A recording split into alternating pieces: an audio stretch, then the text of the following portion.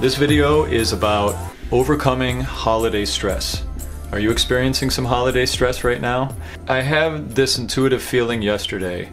I was in Brooklyn, I was at my girlfriend's house and we were hanging out, and I just, as it happens, I have these intuitive ideas to shoot videos, and it popped in my head, do one about overcoming holiday stress. So with that idea came this idea of, well, why don't I go do it in Manhattan? So I checked in with my buddy John, who lives on the Upper East Side, and I went in, and the intention was to shoot a video about holiday stress, but I wasn't feeling like I had it. I didn't really have the clear idea about what I was going to say, or it hadn't come to me. So John and I shot some other videos that were really fun, and but this morning I woke up and I still had this sort of nag, or this pull, to do a video about holiday stress. And as I was working on the music for the video, because now I'm shooting music for the videos too, which is so much fun. I'm really enjoying the integration of all the things I love to do all at once. Talking about mindfulness, making music. Super great. But as I was making the music this morning, it hit me. It was like, there it is. This is the thing to talk about. And what came to me were 4 causes for holiday stress. The 4 causes are: number 1, family dynamics; number 2, what I'm calling holiday guilt; number 3, financial concerns; and number 4, social anxiety. These 4 things came to me just really quickly. It's like, these 4 things feel clearly that they are the big causes, the big sort of pillars for what create holiday stress and holiday anxiety. So let me get right into those, okay, and talk about them a little bit. Number 1, family dynamics. When we think about family dynamics, we're really looking at our original programming. As we are growing up, all of the thoughts, all of the good thoughts, the positive, the self-affirming thoughts, all of the negative thoughts, a lot of our self-talk comes from the early years of our lives. And that self-talk comes from programming that we received from our childhood, usually. And who do we get that programming from? From our family. Who do we see a lot during the holidays? Our family. So what can happen is, as we're in this sort of awakening process, as we're evolving and becoming more and more aware of ourselves, aware of our patterns, aware of awareness itself, this awakening, that's what it is. As we become more and more present, we start stepping out of these old programs, the old ways we used to react to life. But when we go back home, what you can find is, because you're in the environment where those programs were created, it can become really easy to get sucked back into them. Like, if you have a cousin or whatever, or maybe a sibling that really enjoys complaining, and you used to complain a lot with them back in the day, and you go home and all of a sudden you realize, whoa, I'm complaining just as much as I did then. I haven't complained like that in years. And you'll have, first of all, you have this awareness that you activate the old program.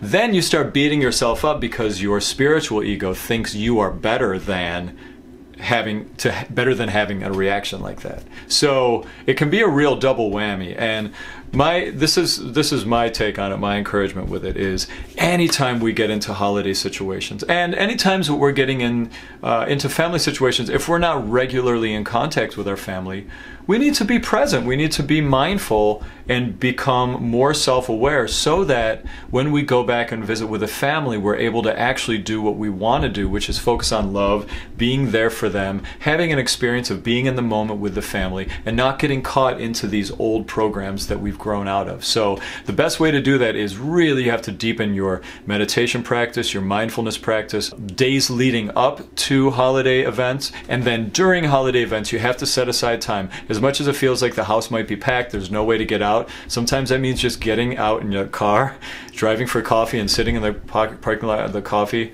and just meditating and just getting present. You have to give yourself breaks to step out of the programming, because the programming can be strong when it's activated. So that's number 1, family dynamics, how to step out. And one last thing I will say about family dynamics. As we grow and evolve in our family, people get divorced, people pass away, people move, and we can lose this sense of holiday that maybe we once had. And in that the most important thing to help with that, because the truth is change is inevitable, you know? So the most important thing to have that, the change that is inevitably going to happen in our lives. People are going to die, people are going to move, things will happen, people get married, is for us to focus on allowance. You know, there's a part of us that anytime something changes or someone leaves or something happens, that we feel like we experience a loss of self, a loss of who we are. And the more that we can allow the flow and the shifting and changing of life, allow every moment with your family to be brand new in that moment. That's the key. And then it won't always be this focus of, oh, I can't believe that uncle or aunt isn't here anymore, or, you know, because the holidays, if these people were around, they'd want us to be celebrating them anyway. So bring them up in a state of nostalgia, in a state of love, in a state of joy, and go with the flow. Okay, that's a big thing for family dynamics. So number 2 is holiday guilt. Holiday guilt. What I mean by holiday guilt is it's very easy to feel guilty in this time of giving that maybe you're not giving enough. You're not giving enough time to your family or enough time to your loved ones. Or you're not giving enough presents. And this guilt can really get us in a lot of trouble, you know. This guilt can lead to problems, the number 3 problem, which is financial concerns, if we're not careful. So what we have to do is really make sure that our interaction with the holiday season is from a place of love, not from a place of obligation. And that we really step out of this idea that it has to be a certain thing, okay? That there has to be a certain amount of giving. Like, do it as much as you can and as much as feels good. And if you are having a year that is maybe you're a little financially tight, the most loving thing to do a lot of that time can be to think of less expensive but more thoughtful presents. There's always ways to do that to save money. So having this guilt around spending money is really not helping anybody. It makes the presents have a weird energy about them. It makes you have a weird energy about giving them. We want to be able to give things that give us joy to give them. So releasing ourselves from holiday guilt is super important. Number 3, financial concerns. And you can see how financial concerns can tie into holiday guilt as one of the main causes for holiday stress. Because what happens is we think about, you know, we want to spend money for people, we want to give, or one of the tools of the ego is we want to look good giving. So we can get in these, oh, I don't really have the money, but I want to look good giving, which really, that's not going to help you out. It doesn't make you feel good. And that also doesn't, it reads very obviously to the people you're giving the presents to when you're not giving it from a place of genuine love and joy. You know, being present to where you're at financially and being okay with setting a budget of this is how much I'm going to spend this year on holidays, and I'm going to make the most of it. And realizing the truth that most of the presents we give, it's about the feeling of giving them. And we hear that all the time, but that's really the truth. Most of the things we get, our minds will play with it just like a kid in a toy store, and then we discard it, and then we can't remember who bought us the thing 2 or 3 months down the road. So the more thoughtful and meaningful you can make your presents, and the less expensive, the more they're going to connect, and the more they're going to resonate long term, and the love's going to come through long term. So that would be my encouragement, is